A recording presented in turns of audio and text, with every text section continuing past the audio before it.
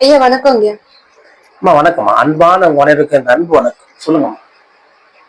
ஐயா, இப்போ தீபாவளி வரப்போகுது. இந்த பண்டிகைய ரொம்ப கோலாகலமா கொண்டாடுவாங்க. பலகாரத்துல இருந்து ஒவ்வொரு விஷயமா எல்லாமே சரிதான். ஆனா பட்டாசுன்ற ஒரு விஷயத்த வச்சு இங்க ஒரு பெரிய செலிப்ரேஷன் நம்ம செலிப்ரேட் பண்ண போறோம். அந்த பட்டாசு நம்ம செலிப்ரேட் பண்றது நமக்குமே நல்லது இல்ல. அது தயார் பண்ற விஷயங்களும் எவ்வளவு பாதிப்பு ஏற்படுது, அதுவுமே நல்லது இல்ல. இது சரிது இல்லைங்கயா. ஆமாம்மா, இதுதான் சொல்றேன். இது சரியில்லை. இது எந்த ஒரு நன்மையும் நமக்கு இல்லை. ஆனா கண்டிப்பா தெரிஞ்சாலும் நம்மளால அதை விட முடியாது அப்படின்ற ஒரு கண்டென்ட் பழக்கத்தால. பழக்கப்பட்டிட்டோம்.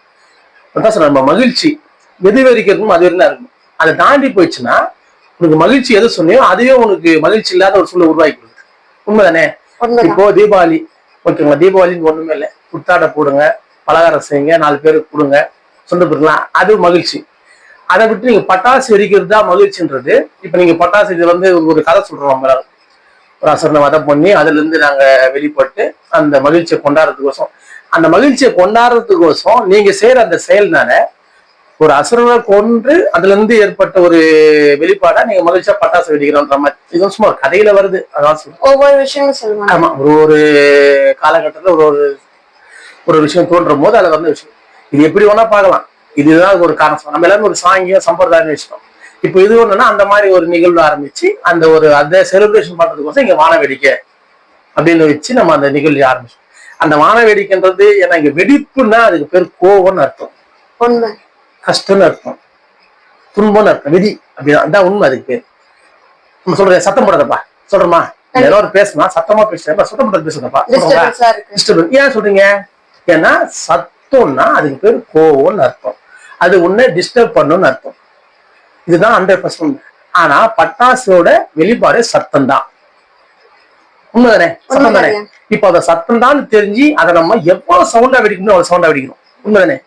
அதே பட்டாசு ஒரு உயிரை கொல்றதுக்கும் உதவுது. உண்மைதானே? ஒரு மலையை பொழக்கிறதுக்கும் உதவுது, ஒரு நாட்டை அழிக்கிறதுக்கும் உதவுது. பட்டாசு தான் இருக்கு, வேற ஒண்ணும் இல்ல.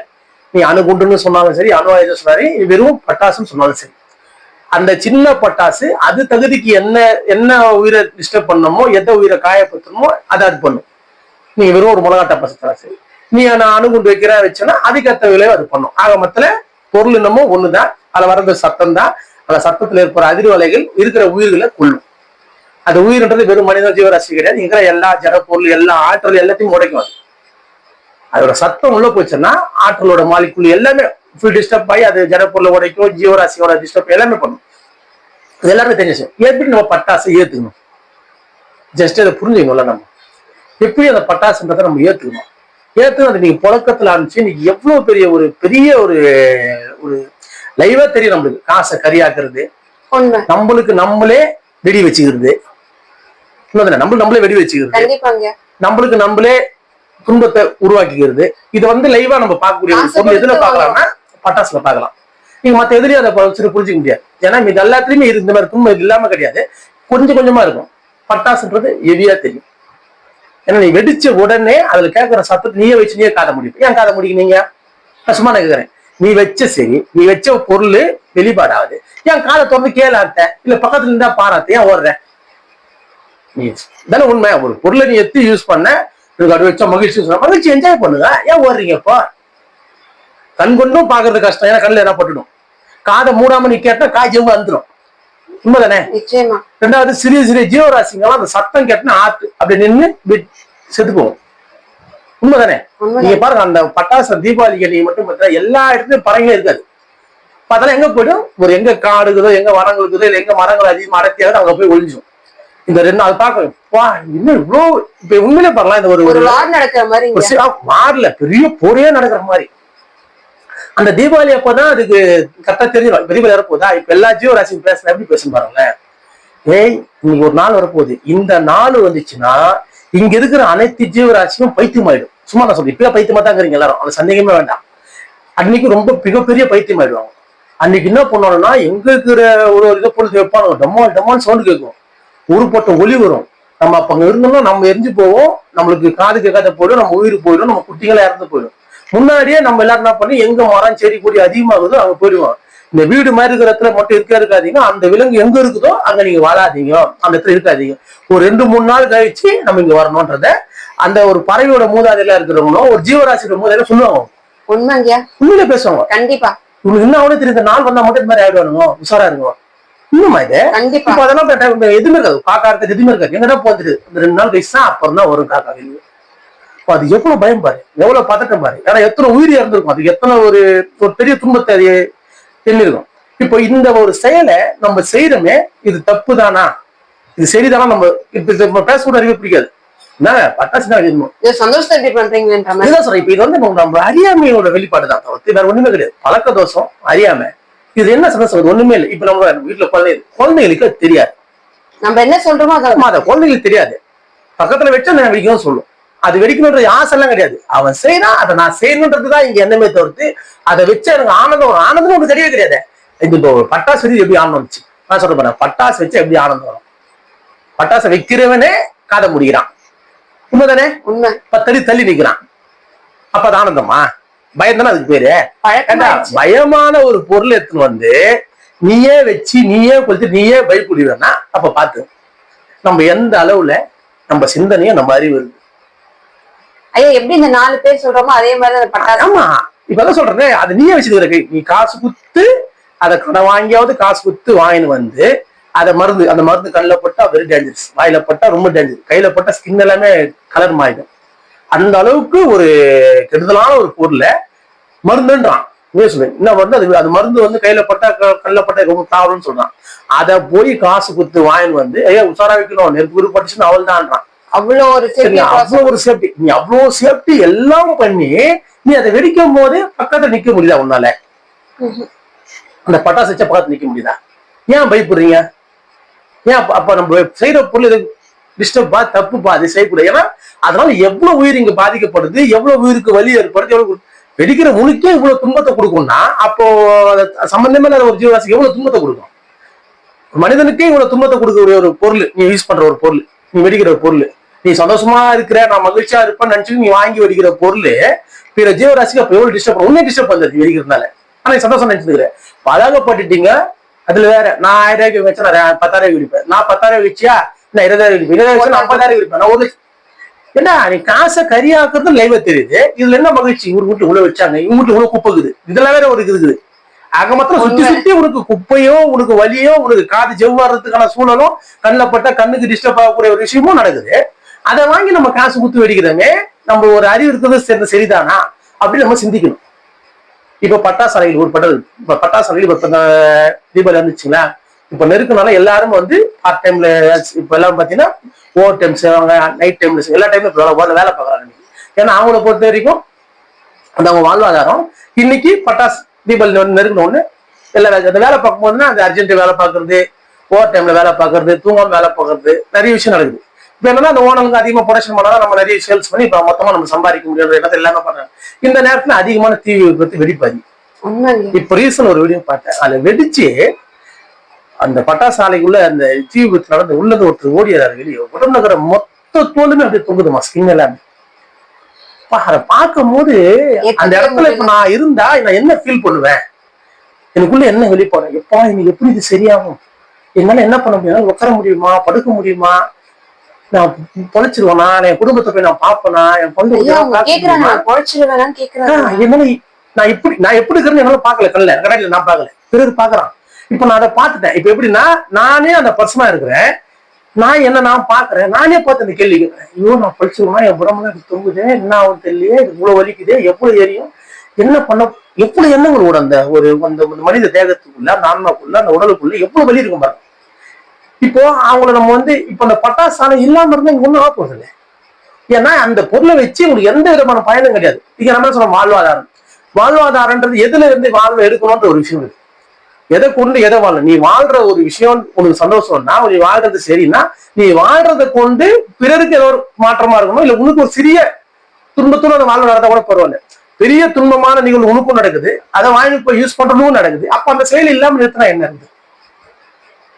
சற்று யோசிக்கணும். நம்ம திருப்பி நம்ம பழைய காலத்துல இருக்கிற மாதிரி பேசிக்கினே நம்ம பழைய சில சொல்லிட்டு நம்ம பழகப்பட்டுட்டோம், அதான் சந்தோஷம், அதான் அப்படின்னு போகாதீங்க. ஏன்னா இப்படி நம்ம போறது சரியில்லை. ஏன்னா ஏற்கனவே ஊருப்பட்ட வலி துன்பத்தில் நம்ம மாட்டிட்டு இருக்கிறோம். மீண்டும் அந்த செயலை அதிகப்படுத்தக்கூடிய செயல் நம்ம செய்யக்கூடாது.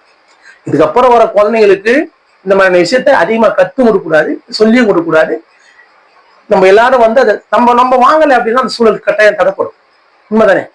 எனக்கு தான் ஒரு பெரிய ஆச்சரியம்னு கேட்டீங்கன்னா, இப்போ அந்த பட்டாசு வச்சா எனக்கு ஒரு பெருசா எதுவும் வரப்போகுது, என் காசு தான் போகுது, அதனால எனக்கு ஒண்ணும் இல்லை.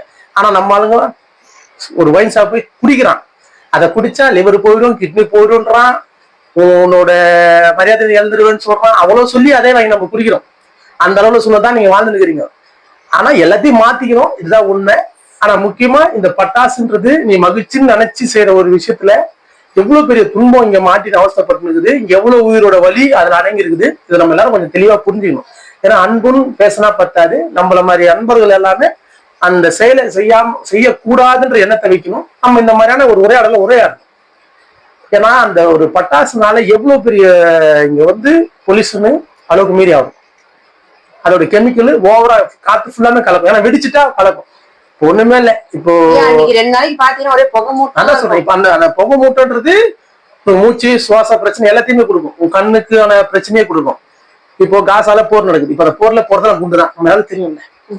அந்த குண்டை ஒரு மனிதன் மேல போட்டா, அது வீட்டு மேல போட்டா அது என்ன ஆகுது, எவ்வளவு பகுதி ஆகுது, எந்த அளவுக்கு அந்த வெடிப்போட தாக்கம் எப்படி இருக்குது. அதே போல ஒரு விஷயத்த நம்ம எல்லாரும் தெருல நின்று பண்றோமே, அங்க இந்த மாதிரி எவ்வளவோ ஜீவராசி அங்க வாழ்க்கை போயிருக்குது.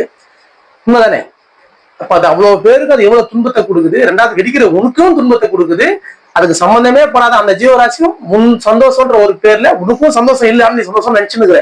எப்படி சந்தோஷம் நினைச்சீங்கன்னு செஞ்சு பழக்கமானதால பிறகு செய்யறது நானும் செஞ்சேன், எனக்கு சந்தோஷம்ன்ற எண்ணம் வந்துச்சு. இங்க வேற சந்தோஷம் கிடையாது. அதுல சுத்தமா சந்தோஷம் ஒரு துரியல் கூட கிடையாது பட்டாசு வச்சா. ஆனா சந்தோஷம் நினைக்கிறோம் நம்ம. காரணம் நம்ம அறியாம, நம்ம தெரியாம பழக்கமா இருக்கிற ஒரே காரணம் தான் அதுக்கு. 3 காரணம் வித்தியாச காரணம் தான் அதுக்குள்ள இருக்குது, மற்ற எந்த காரணமும் கிடையாது. அப்ப நம்ம பட்டாசை வெடிக்கிறத தடை பண்ணணும். பட்டாசை நம்ம வெடிக்க கூடாது.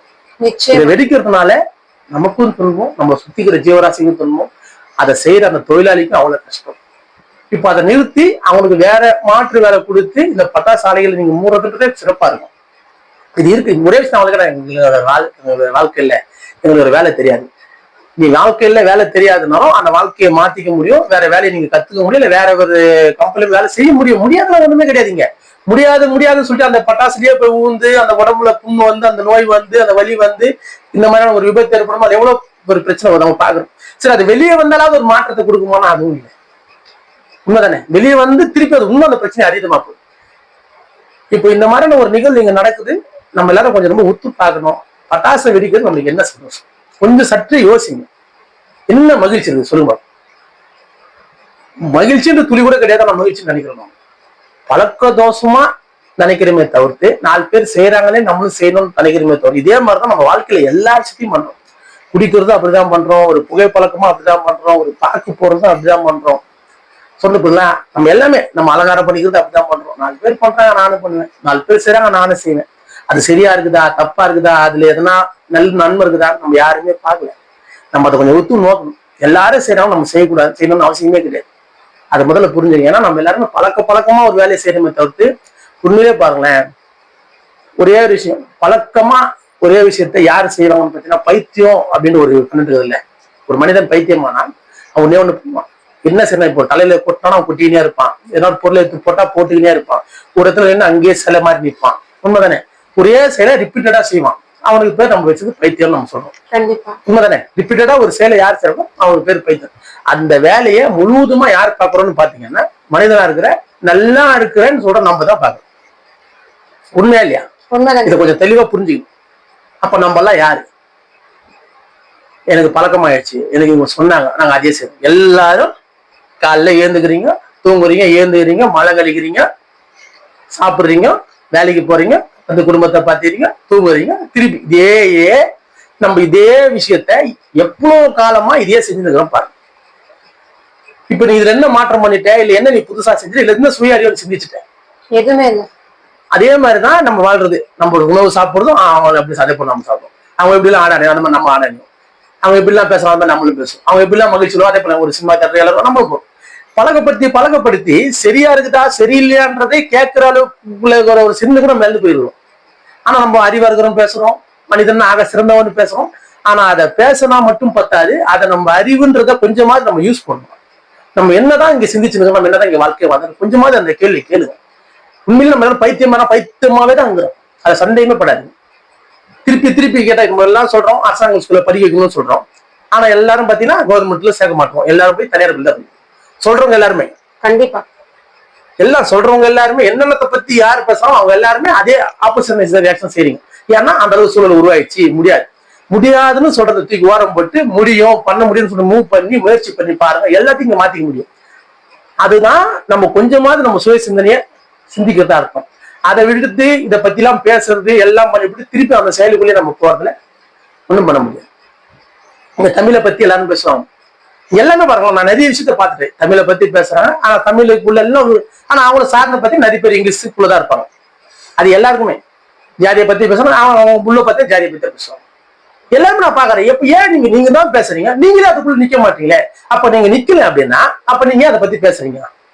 நீங்க பேசுறது நண்பனா இல்ல சொல்ல, ஆனா நிக்கிற அளவுக்கு சொல்ல உருவாக்குங்க.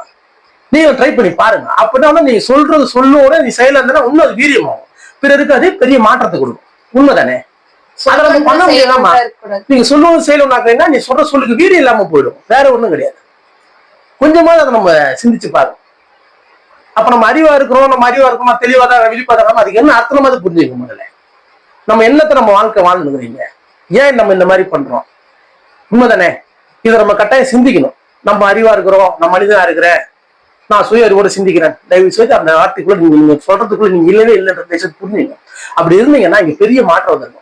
நம்ம தலையில நம்மளே மண்ணலி போட்டுக்க மாட்டோம், நம்மளுக்கு நம்மளே வெடி வச்சுக்க மாட்டோம், நம்மளே போய் குச்சிட்டு அது சரின்னு வேற பேச மாட்டோம்.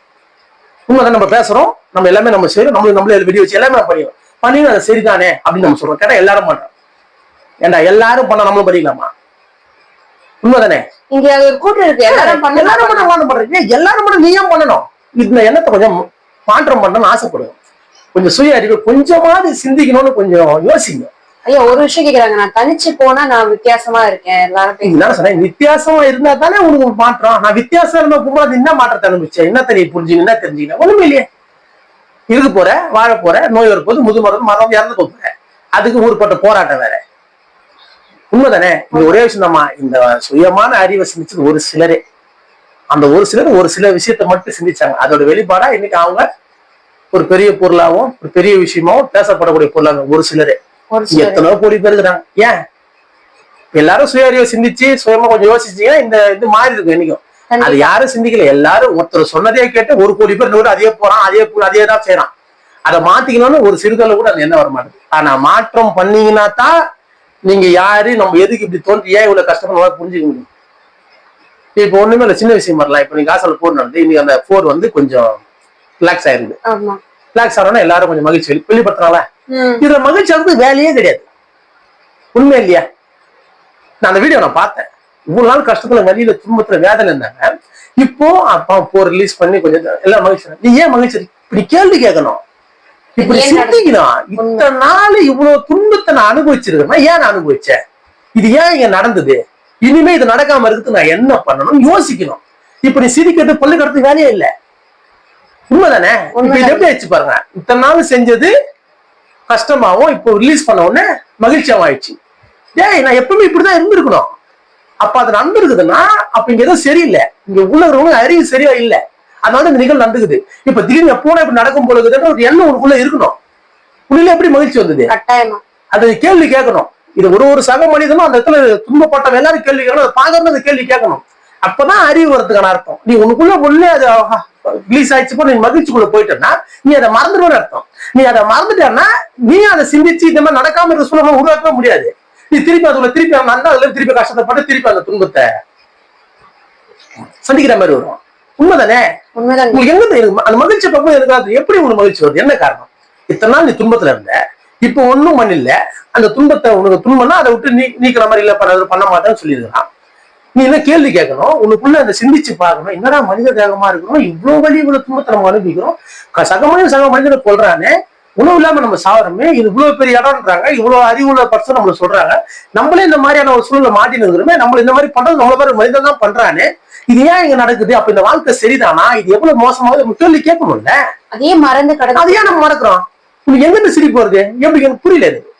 அது அதை கேட்கும் போது யோசனை, சிரிக்கிறது வேலையே இல்லையே. உண்மைதானே? அப்ப ஒரு நாள் இந்த வலிய நீ மறக்கிறன்னா உன்னை ரிலாக்ஸான மறக்க, நீ மறக்கவே கூடாது.